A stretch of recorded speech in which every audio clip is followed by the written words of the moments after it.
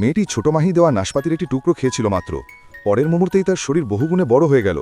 তবে ছোট মাহির ক্ষমতা শুধু এখানেই সীমাবদ্ধ ছিল না, সে একটি লোপর সুই দিয়ে 3 দিন ধরে মৃত মানুষকে আবার বাঁচিয়ে তুলতে পারত। গ্রামের সবচেয়ে সুন্দরী মেয়েটি প্রতিদিন তার সাথে ভুট্টার খেতে দেখা করতে আসত। এমনকি শহরের ধনী মহিলারাও তার কাছে মারিশ ও কাঁধ টিপে নিতে শুরু করল। আসলে কিছুদিন আগে বৌদি ছোট মাহির আসক্তি দূর করেছিল, কিন্তু তখনই গ্রামের গুন্ডা তাকে দেখতে পেল।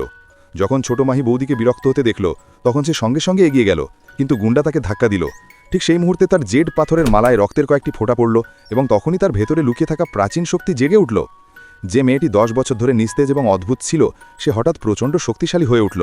সে এক লাথিতে গুন্ডার অস্ত্র ভেঙে ফেলল। বাড়ি ফিরে বৌদি ভাবল ছোট মাহিকে ধন্যবাদ জানানো উচিত, কিন্তু তখনই একটি ফোন এলো।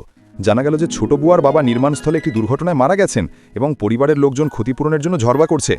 সে সঙ্গে সঙ্গে বাড়ি পৌঁছল, আর সেখানে তখন হুলস্থুল চলছিল। ছোট মাহি কিছু না ভেবে মৃতদেহের উপরশ্রেণীটি ঢুকিয়ে দিল। ক্লিনিকের মহিলা ডাক্তার বললেন এমনটা করো না, কিন্তু পরের মুহূর্তেই সবাই অবাক হয়ে গেল। মৃত ব্যক্তি সত্যিই চোখ খুলে দিল, স্ত্রী আনন্দে কেঁদে ফেলল, এবং ডাক্তারও ছোট বুয়ার অলৌকিক চিকিৎসা দেখে স্তম্ভিত হয়ে গেল। সে তার গুরু হবার জন্য আবদার করতে লাগল, কিন্তু ছোট বুয়া কিছু বুঝতে পারছিল না।